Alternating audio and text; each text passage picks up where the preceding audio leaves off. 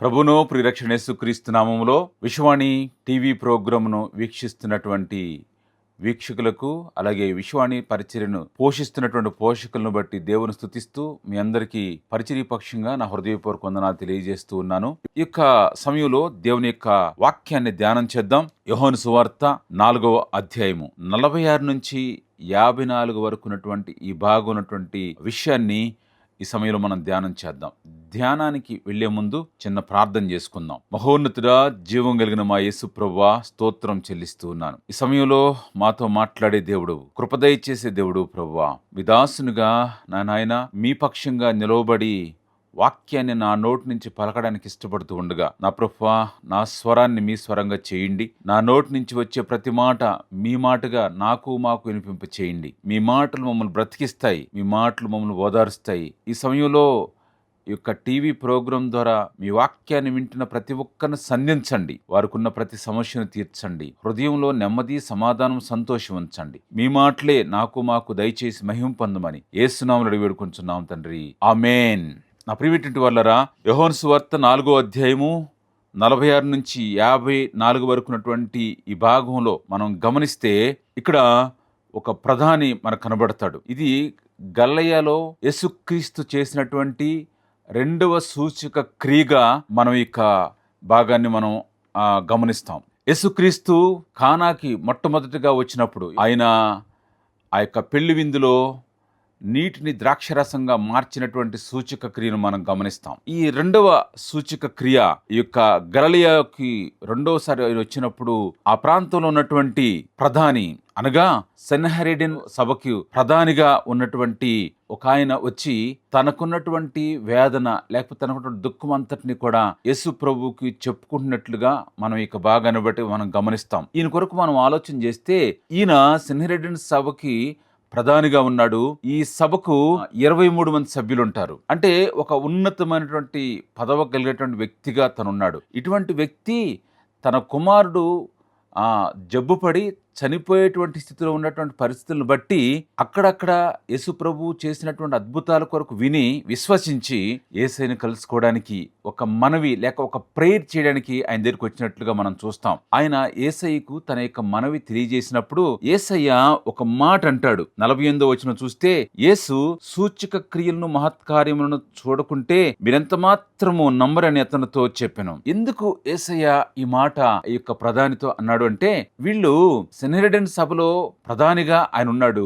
గలిలయ నుంచి వచ్చినటువంటి వ్యక్తి వచ్చి నేను మెస్సయ్యనని చెప్పుకుంటే నమ్మేటువంటి విధానం కాదు వీళ్ళది. వీళ్ళు ఎక్కువగా ఏమి నమ్ముతారంటే మహత్కార్యాలు, అద్భుతాలను మాత్రమే నమ్ముతారు. అప్పుడే మెస్సయ్యగా వాడు గుర్తిస్తారు. కాబట్టి యేసయ్య ఆయన్ని చూడగానే ఒక మాట అంటున్నాడు, మీరు మహత్కార్యాలను, అద్భుతాలను చూడకుంటే నమ్మరు కదా అని చెప్పి.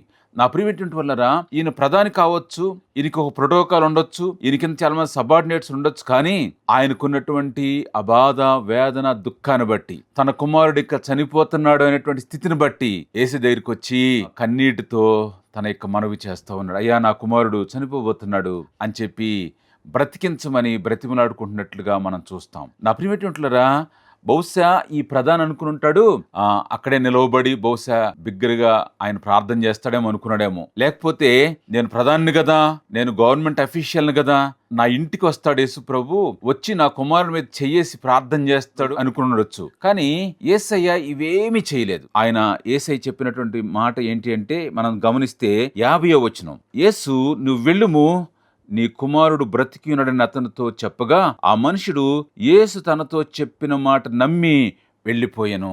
యేసు తనతో చెప్పిన మాట నమ్మి వెళ్ళిపోయాను. నా ప్రియమైనటువంటివారా, ఈయన సమాజంలో ఒక గొప్ప వ్యక్తి అయితే అయ్యి ఉండొచ్చు, ఈయనకు ఒక గొప్ప పదవి ఉంటే ఉండొచ్చు, ప్రజల్లో ఆయనకు ఒక మంచి పవర్ ఉంటే ఉండొచ్చు, కానీ దేవుని యొక్క మాటను విశ్వసించినటువంటి వాడుగా మనం ఆయన చూస్తా ఉన్నాం. అంత మాత్రమే కాదు, ఒబే అయినటువంటి వ్యక్తిగా మనం చూస్తా ఉన్నాం. యేసయ్య అన్నాడు, నువ్వు వెళ్ళు, నీ కుమారుడు స్వస్థత పడతాడు అని చెప్పినప్పుడు ఏమాత్రం ఎదురు చెప్పుకోకుండా యేసయ్య యొక్క మాటకు లోబడి ఇమ్మీడియట్ గా తను వెనుతిరిగినట్లుగా దేవుని యొక్క వాక్యాన్ని బట్టి మనం చూస్తాం. నా ప్రియమైనటువంటిరా, నిజమైనటువంటి విశ్వాసం అద్భుతాలపై ఆధారపడదు, దేవుని యొక్క మాటపై ఆధారపడుతుంది. ఈ దినాల్లో మనం గమనిస్తాం, చాలా మంది ప్రజలు ఏదో అద్భుతం జరిగితేనే దేవుని దగ్గరికి వస్తాం అనేటువంటి స్వభావంతో ఉన్నటువంటి మనుషులు మనం గమనిస్తాం. అద్భుతాల కొరకు అక్కడికి ఇక్కడికి పరిగెట్టేటువంటి మనుషులు మనం గమనిస్తాం. ఈ ప్రధాని కూడా యేసయ్య చేస్తున్నటువంటి అద్భుతాల కొరకు విని బహుశా వచ్చుంటాడు తన కుమారుడు యొక్క స్వస్థత కొరకు.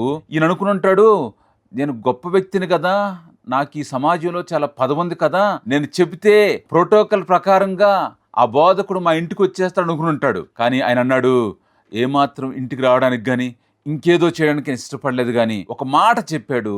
ఆ మాటకు ప్రధాని లోబడ్డాడు, విశ్వసించాడు. నా ప్రియమైనటువంటి దేవుని యొక్క మాటకు లోబడితే అద్భుతాలు చూస్తాం. చాలాసార్లు మనం చేసే తప్పు ఏంటంటే ఆ మహత్కార్యాలకు, ఏదో అద్భుతాల కొరకు పరిగెట్టేటువంటి పరిస్థితులు మన యొక్క బ్రతుకుల్లో మనం గమనిస్తూ ఉంటాం. నా ప్రియమైనటువంటి యేసయ్య యొక్క మాటలో శక్తి ఉంది.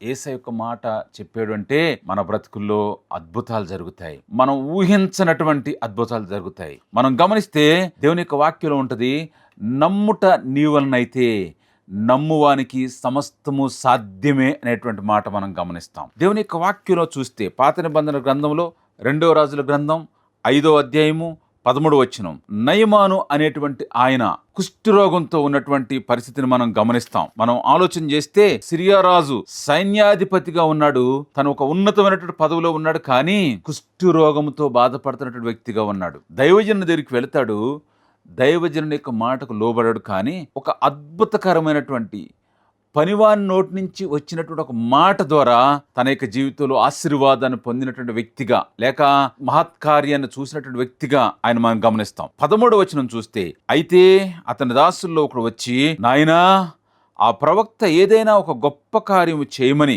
నియమించిన యెడల నీవు చేయుకుందువా? అయితే స్నానము చేసి శుద్ధుడవు కమ్మను మాట దానికంటే మేలు కదా అని చెప్పినప్పుడు అతడు పోయి దైవజనుడు చెప్పినట్లు యోర్దాను నదిలో 7 మార్లు మునగగా అతని దేహము పసిపిల్ల దేహంనై అతడు శుద్ధుడాయను.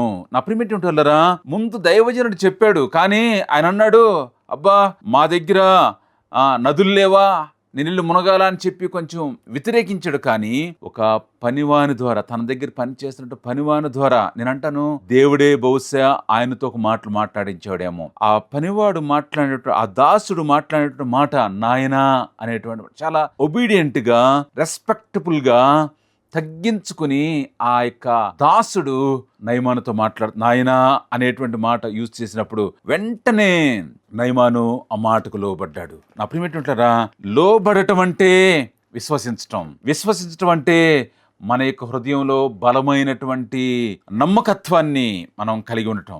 విశ్వసించటం అంటే మన హృదయంలో బలమైనటువంటి నమ్మకత్వాన్ని వ్యక్తపరచటం. ఎప్పుడైతే నయమాను ఆ యొక్క నమ్మకత్వాన్ని వ్యక్తపరిచాడో, దైవదాసుడు చెప్పింది చెప్పినట్లుగా చేశాడో, తన యొక్క బ్రతుకులో ఒక గొప్ప అద్భుతాన్ని చూడగలిగాడు. నా ప్రియమైనటువంటిరా, ఈ ప్రధాని కూడా ఏమాత్రం వెనుతీక యేసయ్య చెప్పింది చెప్పినట్లు చేయడానికి ఇష్టపడ్డాడు. వెంటనే తన యొక్క ఇంటికి బయలుదేరాడు. అంతలో జరిగినటువంటి ఒక గొప్ప అద్భుతం ఏంటంటే, యోహాను సువార్త 4వ అధ్యాయం 51వ వచనం, అతనింకా వెళ్ళుచుండగా అతని దాసులు అతనికి ఎదురుగా వచ్చి అతని కుమారుడు బ్రతికి ఉన్నాడని తెలియజెప్పి ఏ గంటకు వాడు బాగుపడసాగినని వారిని అడిగినప్పుడు వారు నిన్న 1 గంటకు జ్వరము వారిని విడిచిన అతనితో చెప్పిరి. నా ప్రియమైనటువంటి వాళ్ళరా, ఏ సమయంలో అయితే యేసు ప్రభు ఆ యొక్క ప్రధానితో చెప్పాడో అదే సమయంలో తన కుమారుడు స్వస్థత పొందినట్లుగా దేవుని యొక్క వాక్యాన్ని బట్టి మనం గమనిస్తా ఉన్నాం. నా ప్రియమైనటువంటి వాళ్ళరా, నమ్ముట నీ వలనైతే నమ్మువానికి సమస్తము సాధ్యమే అని దేవుని యొక్క వాక్యం చెప్తా ఉంది. మన యొక్క బ్రతుకులో అటువంటి విశ్వాస్యత ఎప్పుడైతే మనం కలిగి ఉంటామో, మన యొక్క బ్రతుకులో కొన్ని గడ్డు సమస్యలు, అది ఆర్థిక సమస్య కావచ్చు, అనారోగ్య సమస్య కావచ్చు, అది కుటుంబ సమస్య కావచ్చు, యేసయ్య చెప్పింది చెప్పినట్లు చేస్తే, లోబడితే మన బ్రతుకులో కూడా ఆ అద్భుతాలు, ఇమ్మీడియట్ రెస్పాన్స్ని మనం చూడగలుగుతాం. నా ప్రియమైనటువంటిరా, విశ్వాసం ద్వారా తన యొక్క బ్రతుకులో విజయాన్ని సాధించాడు. ఏ డాక్టర్ బాగు చేయనటువంటి స్థితి. నేను అనుకుంటాను అతను ఒక గొప్ప వ్యక్తి కాబట్టి గొప్ప గొప్ప వైద్యాలే చేయించుంటాడు, చాలా డబ్బు ఖర్చు పెట్టుంటాడు. కానీ ఇటువంటి పదవిలో ఉన్నటువంటి ఈయన సెనహెరెడ్ సభలో ఉన్నటువంటి ఈయన మెస్సయ్యను నమ్మనటువంటి వ్యక్తి. కానీ నేను అనుకుంటాను, దేవుడే ఒక అవకాశాన్ని తనకు కల్పించాడు. తన కుమారుడికి కలిగినటువంటి ఆ దుఃఖకరమైనటువంటి జబ్బును బట్టి, లేక మరణకరమైన జబ్బును బట్టి తన యొక్క బ్రతుకు మార్చబడింది.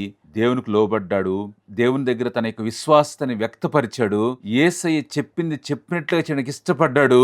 తన యొక్క కుటుంబంలో ఒక గొప్ప అద్భుతం జరిగింది. తన కుమారుడు అద్భుతంగా స్వస్థత పరచబడినట్లుగా దేవుని యొక్క వాక్యాన్ని బట్టి మనం గమనిస్తూ ఉన్నాం. నా ప్రియమైనటువంటి వాళ్ళరా, మన యొక్క జీవితాల్లో కూడా ఎన్నోసార్లు ఇటువంటి సమస్యలు వస్తున్నాయి కదూ. ఇలాంటి సమస్యలు వచ్చినప్పుడు, ఇటువంటి రోగగ్రస్తమైనటువంటి పరిస్థితులు, లేక ఆర్థిక పరంగా చితికిపోయిన పరిస్థితులు, కుటుంబ పరంగా చితికిపోయిన పరిస్థితులు వస్తున్నప్పుడు మనం లోకానుసారంగా అటు ఇటు పరిగెడుతున్నటువంటి పరిస్థితి. ఇక్కడ ఈ ప్రధాని కూడా తన కుమారుడు యొక్క ఆ యొక్క స్వస్థత కొరకు అనేకమైనటువంటి వైద్యశాలకు పరిగెట్టుంటాడు, లేక ఎంతో డబ్బు ఖర్చు పెట్టుంటాడు. కానీ సింపుల్ గా యేసయ్యను అంటే మెస్సయ్యను నమ్మనటువంటి ఈ వ్యక్తి దేవుని దగ్గరికి వచ్చి తన యొక్క విశ్వాసతను వ్యక్తపరిచినప్పుడు, లేక తన యొక్క విశ్వాసంతో కూడినటువంటి ప్రార్థన దేవుని దగ్గర చేసినప్పుడు, యేసయ్య దగ్గర చేసినప్పుడు తన యొక్క జీవితంలో ఒక గొప్ప అద్భుతాన్ని చూడగలిగాడు. ఈ మధ్య నేను కొండారెడ్డి ఫీల్డ్ ని సందర్శించాను. అక్కడికి కొండయ్య అనేటువంటి ఆయన ఒక బ్లైండ్ పర్సన్ వచ్చాడు, బాప్తిసం కొరకు వచ్చాడు. మేము ఆయనకి బాప్తిసం ఇచ్చాం. నేను ఆయనతో మాట్లాడుతా ఉన్నాను. అయ్యా, మీరు ఏంటి, మీ యొక్క సాక్ష్యం ఏంటి అని అడిగితే, అయ్యా, నేను ఒకప్పుడు యేసు ప్రభువుకు చాలా వ్యతిరేకంగా జీవించినటువంటి వ్యక్తిని. ఒక హైందవ పండగలో నేను కూడా పాలపుంపులు పొందుతూ బాగా తాగి ఆ యొక్క క్రాకర్స్ నేను కాల్చేటువంటి పొజిషన్లో ఉన్నాను. ఒక ట్రాక్టర్లో అవన్నీ పెట్టుబడి ఉన్నాయి. పెట్టుబడి ఉన్నప్పుడు ఎవరో పొరపాటున వేసినటువంటి ఒక క్రాకర్ వచ్చి ఈ ట్రాక్టర్లో పెట్టబడినటువంటి ఈ క్రాకర్స్ మీదకు వచ్చి పడింది. నేను వాటి పక్కనే కూర్చుని ఉన్నాను. ఒక్కసారిగా అవన్నీ కూడా పేలిపోయాయి. నాకు ఎందుకో తెలియదు. వెంటనే అంత క్రితమే మా గ్రామంలో విశ్వాణి సేవకులు వచ్చి సువార్త చెప్తుంటే విన్నాను, కానీ నేను అప్పుడు విశ్వసించలేదు. ఆ సమయంలో నేను ఏ దేవుడైతే దేవుడు అనుకుని ఆ దేవుడి కొరకు ఆ ఊరేగింపులో నేను ఉన్నానో, ఆ కార్యక్రమంలో ఉన్నానో, ఆయన విడిచిపెట్టేశాను. యేసయ్యా, నువ్వే నిజమైనటువంటి దేవుడుగా నేను విన్నాను ప్రభువా, నేను నీ చిత్తమైతే ఈ మంటల్లో నుంచి నన్ను కాపాడు ప్రభువా అని చెప్పి నేను గట్టిగా ప్రార్థన చేశానయ్యా. నా మనసులో అనుకున్నాను, ఏమైందో తెలియదు, నా కాళ్ళు మాత్రమే కాలని, మిగతా బాడీ అంతా మంచిగా ఉందయ్యా. ఆ తర్వాత నేను హాస్పిటల్లో ఉండి బాగు చేసుకున్నాను. అప్పుడే నిర్ణయించుకున్నాను, యేసుక్రీస్తు నిజమైన దేవుడని నన్ను నమ్మేనయ్యా. ఈరోజు నేను సజీవుడిగా ఉన్నాను, నాకు బాప్తిసం కావాలి అని చెప్పి ఆయన ముందుకు వచ్చాడు. నా ప్రియమైనటువంటి వాళ్ళరా, ఈ సమయంలో ఆలోచన చేద్దాం. ఇక్కడ ఉన్నటువంటి ప్రధాని నమ్ముట ద్వారా తన కుమారుని బాగు చేసుకోగలిగాడు. అంత మాత్రమే కాదు, తన యొక్క కుటుంబాన్ని విశ్వాసతను నడిపించి ఆ కుటుంబ రక్షణకు కారకుడైనట్లుగా మనం గమనించగలుగుతాం. ఆలోచన చేద్దాం. ఎన్నో గ్రామాల్లోకి సువార్త అందించబడలేదు. ఎన్నో గ్రామాల్లోనికి యేసయ్య ఇంకా వెళ్ళలేదు.